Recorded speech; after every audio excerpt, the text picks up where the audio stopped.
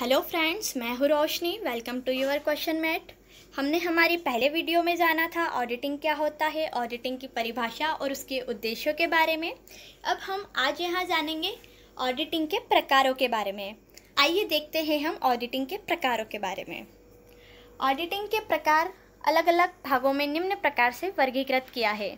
सबसे पहला होता है संस्थागत संगठन के अनुसार, दूसरा होता है व्यवहारिक दृष्टि के अनुसार। सबसे पहले हम जानते हैं संस्थागत संगठन के अनुसार। जैसे कि इसके नाम से स्पष्ट है कि संस्था के लिए विभिन्न संस्थाओं के वार्षिक लेखों की ऑडिटिंग की अलग अलग प्रोसेस होती है। इन संस्थाओं के अधिनियम भी अलग होते हैं, तो इनके अधिनियमों के अनुसार अलग अलग प्रकार से इनकी ऑडिटिंग का कार्य किया जाता है। संस्थागत ऑडिटिंग 3 प्रकार की होती है। पहली होती है वैधानिक या अनिवार्य ऑडिटिंग, सेकंड होती है निजी ऑडिटिंग, थर्ड होती है सरकारी ऑडिटिंग। सबसे पहले हम जानते हैं वैधानिक या अनिवार्य ऑडिटिंग के बारे में। जिस संस्था का निर्माण किसी विशेष अधिनियम के अंतर्गत होता है, इसके लेखों का ऑडिटिंग भी उसी अधिनियम के अनुसार ही होता है। ऐसे ऑडिटिंग को अनिवार्य ऑडिटिंग यानी कंपलसरी ऑडिटिंग कहा जाता है।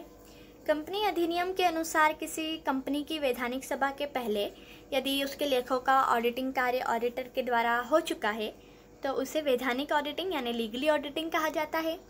इसके अंतर्गत भी 3 प्रकार की ऑडिटिंग शामिल होती है। पहला पॉइंट हम इसका देखेंगे, भारतीय कंपनी अधिनियम 1956 के अनुसार जो कंपनियां स्थापित की जाती है उन्हें अपने लेखों का ऑडिटिंग एक सीए द्वारा कराना अनिवार्य होता है। प्रत्येक कंपनी के लिए यह आवश्यक होता है कि वह अपने वार्षिक लेखों की हिसाब किताब किसी योग्य ऑडिटर को हायर करके करवाएं, जिससे उनकी जो सामाजिक पूंजी निवेश है उसे भी आकर्षण मिल सके। सेकेंड पॉइंट आता है इसमें, यदि किसी व्यवसाय की स्थापना किसी अन्य अधिनियम के अनुसार की गई है तो ऐसे अधिनियम में जिसके अंतर्गत संस्था शामिल है उस विधान के अनुसार ऑडिटिंग कार्य करवाना अनिवार्य होता है। Banking company, insurance company, gas companies आदि अनेक कंपनियों का ऑडिटिंग अधिनियम के अंतर्गत करवाना अनिवार्य हो जाता है। थर्ड पॉइंट है, कुछ संस्थाओं, विधवाओं व अवयस्कों के लिए आदि के लाभ के लिए ट्रस्ट की स्थापना की जाती है। ये जो ट्रस्टीज रहते हैं वह वसीयतनामा करने वाले व्यक्ति द्वारा छोड़ी गई संपत्तियों की देखभाल करते हैं। भारत के कुछ राज्यों में पब्लिक ट्रस्ट एक्ट बना दिया गया है। इसके अंतर्गत लेखों का जो ऑडिटिंग कार्य है वह ऑडिटर के द्वारा करवाना अनिवार्य कर दिया गया है। ये था हमारा लीगली ऑडिटिंग यानी वैधानिक या अनिवार्य ऑडिटिंग। अब हम देखते हैं सेकंड पॉइंट के बारे में, जो कि है निजी ऑडिटिंग यानी प्राइवेट ऑडिटिंग। ऐसी व्यावसायिक संस्थाएं जिनके लिए अपने लेखों को ऑडिट कराना किसी भी प्रकार के कानून के अंतर्गत आवश्यक नहीं है, उन्हें प्राइवेट ऑडिटिंग कहते हैं। मीन्स के यदि वह अपने लेखों का ऑडिटिंग करवाना चाहते हैं तो करवा भी सकते हैं और नहीं करवाना चाहते तो नहीं भी करवा सकते हैं। इसे प्राइवेट ऑडिटिंग कहा जाता है।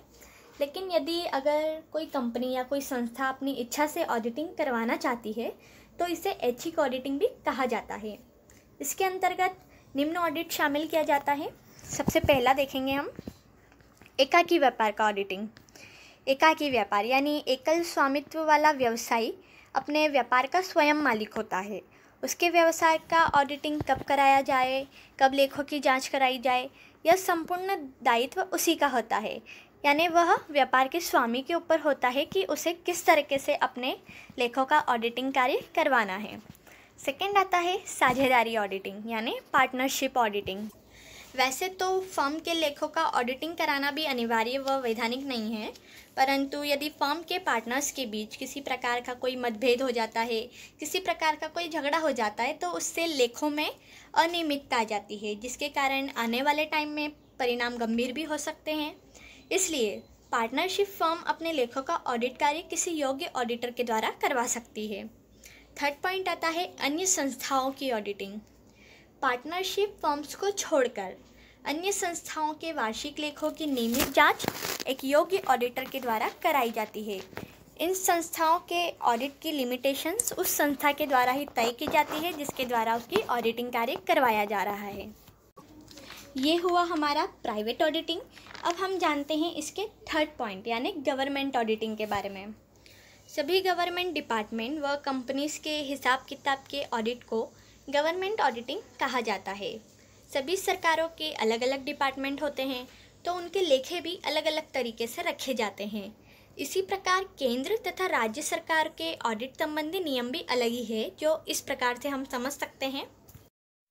पहला आता है इसमें केंद्रीय सरकार के लेखों की ऑडिटिंग। भारत में केंद्र सरकार के विभिन्न मंत्रालय व विभागों के वार्षिक लेखों की नियमित जांच के लिए अलग से ऑडिटिंग डिपार्टमेंट स्थापित किया जाता है। इस डिपार्टमेंट द्वारा सरकार के कार्यों से संबंधित डिपार्टमेंट्स की लेखा बहियों का ऑडिटिंग किया जाता है। इस प्रकार के ऑडिटिंग में ऑडिटर के कार्य व अधिकार क्षेत्र का निर्धारण सरकार के नियमों के अनुसार ही होता है। सेकेंड आता है राज्य सरकार के लेखों की ऑडिटिंग। केंद्र सरकार की तरह राज्य सरकार भी अपने डिपार्टमेंट की जांच कराने के लिए एक अलग डिपार्टमेंट की स्थापना करती है। केंद्र और राज्य सरकार दोनों अपने अपने अधिनियमों के अनुसार अपने अपने डिपार्टमेंट स्थापित करती है। इसमें राज्य सरकार के डिपार्टमेंट में जो इसका मुख्य अधिकारी रहता है वह महालेखापाल कहलाता है। कार्य की दृष्टि से क्षेत्र के आधार पर इस डिपार्टमेंट से संबंधित ऑफिस खोले गए हैं, जो कि अलग अलग क्षेत्र में स्थित है।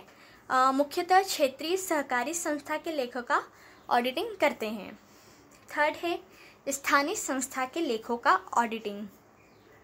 प्रत्येक क्षेत्र के स्थानीय विकास के लिए पंचायतें, नगर पालिका व नगर निगम जैसी स्थानीय सत्ताएं कार्य करती है। ये संस्थाएं जन कल्याण, शिक्षा, चिकित्सा, जल एवं विद्युत आदि की सुविधाएं उपलब्ध कराती है। इनके लेखों की जांच एक सुयोग्य ऑडिटर के द्वारा करवाना आवश्यक हो जाता है। फ्रेंड्स, यहाँ पर हमने इसका पहला प्रकार जाना है, यानी कि संस्थागत संगठन के अनुसार जो इसके पॉइंट्स हैं वो हमने जाने हैं। अब हम इसका सेकेंड मेन पॉइंट लेते हैं व्यवहारिक दृष्टि के अनुसार।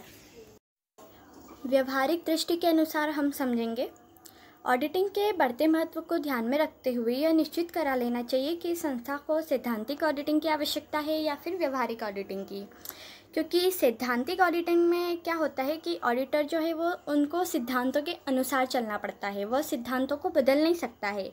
इसलिए व्यवहारिक ऑडिटिंग का महत्व भी बढ़ रहा है। इसके अंतर्गत हम निम्न ऑडिट को समझेंगे। फर्स्ट आता है महत्व की दृष्टि से, सेकेंड आता है समय की दृष्टि से, थर्ड आता है प्रकृति की दृष्टि से, फोर्थ आता है सामान्य दृष्टि से। महत्व की दृष्टि में हम पहला पॉइंट देखेंगे लागत ऑडिटिंग, यानी कि कॉस्ट ऑडिटिंग। लागत लेखों की नियमित जांच को कॉस्ट ऑडिटिंग कहा जाता है। वैसे लागत लेखों व वित्तीय लेखों में इतनी घनिष्ठता होती है कि लागत लेखों के लिए अलग से कोई ऑडिट की आवश्यकता नहीं पड़ती है, लेकिन जिस प्रकार बड़े पैमाने पर व्यवसाय हो रहे हैं उसी प्रकार बड़े पैमाने पर लागत लेखे भी रखे जाते हैं। इसलिए कॉस्ट ऑडिट कराने का मेन रीज़न यह भी है कि उसमें यह देखा जाता है कि लेखे ठीक प्रकार से रखे गए हैं या नहीं। सेकंड आता है फाइनेंशियल ऑडिट। इससे आशय होता है सामान्य ऑडिट से, जिसमें प्रमाणकों के आधार पर प्रारंभिक व अंतिम लेखों की जांच की जाती है तथा उनकी अशुद्धियों के बारे में पता लगाया जाता है और यह भी देखा जाता है कि यह नियम के अनुसार बनाए गए हैं या नहीं। थर्ड आता है कैश ऑडिट, नगद अंकेशन। कोई भी व्यावसायिक संस्था जब एक निश्चित अवधि में किए गए कैश ट्रांजैक्शन का ऑडिट करती है तब उसे कैश ऑडिटिंग कहा जाता है। इस ऑडिट से कैश ट्रांजैक्शन के सही होने तथा कैश के हेराफेरी होने की संभावना भी कम हो जाती है। अब हम सेकंड मेन पॉइंट देखते हैं समय की दृष्टि से। कई संस्थाएं ऑडिट कार्य को समय के अनुसार करवाती है, जैसे कि मौसमी व्यवसाय करने वाली संस्था मौसम के अनुसार ऑडिट करवाती है, तो कुछ संस्थाएं जो रहती है वो सदैव जांच करवाना पसंद करती है। इसमें निम्न हम देखते हैं, निम्न प्रकार हैं इसके अंदर। फर्स्ट पॉइंट है इसका कंटिन्यूअस ऑडिट। कंटिन्यूअस ऑडिट उसे कहते हैं जिसमें ऑडिटर निश्चित व अनिश्चित किसी भी समय पर फाइनेंशियल पीरियड के मध्य में आकर उस दिन तक के हिसाब किताब की जांच करता है। इस पद्धति में हिसाब का लेखा और ऑडिट कार्य थोड़े थोड़े फासले पर साथ चलते रहते हैं। अतः ईयर के एंड में यानी एंडिंग ईयर में कुछ समय का लेखा ही ऐसा बचा रहता है जो अगले वर्ष किया जाता है। शॉर्ट में समझे तो मतलब इसमें निश्चित समयांतरों पर जैसे कि मंथली, क्वार्टरली, हाफ ईयरली ऐसे सब में इसमें जांच की जाती है, इसीलिए इसे कंटिन्यूस ऑडिट कहा जाता है। सेकंड आता है मिडल ऑडिट। यदि कोई कंपनी आर्थिक वर्ष समाप्त होने के पहले ही ऑडिट का कार्य करवा लेती है तो इसे मिडल ऑडिट कहते हैं। संस्था की ज़्यादा बिक्री हो जाने पर या किसी नए पार्टनर के प्रवेश होने पर यह मेथड अत्यंत इम्पॉर्टेंट होती है। थर्ड आता है एनुअल ऑडिट। जब अकाउंट ईयर के समाप्त होने पर समस्त अकाउंट्स का बैलेंस निकालकर अकाउंट बुक्स बंद कर दी जाती है और फाइनल अकाउंट तैयार कर लिए जाते हैं तो उनका ऑडिट कराया जाता है और इसे ही एनुअल ऑडिट कहा जाता है।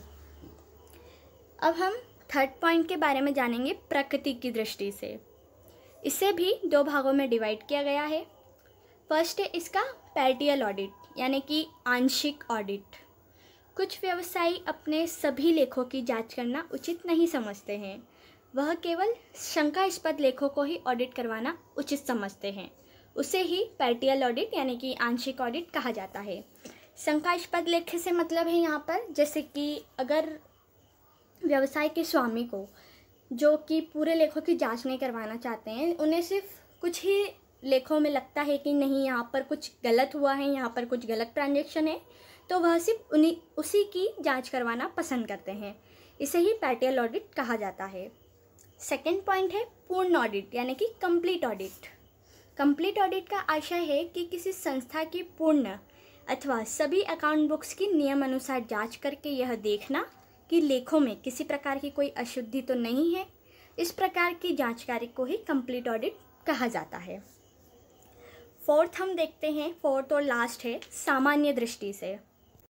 सामान्य दृष्टि से देखा जाए तो यहाँ भी 4 भागों में से डिवाइड किया जाता है। फर्स्ट आता है विस्तृत ऑडिट। जब किसी संस्था के समस्त लेखों की पूर्ण जांच न करके केवल चुने हुए प्रतिनिधि लेखों की ही विशिष्ट विश्लेषणात्मक जांच की जाती है तो उसे ही विस्तृत ऑडिट कहा जाता है।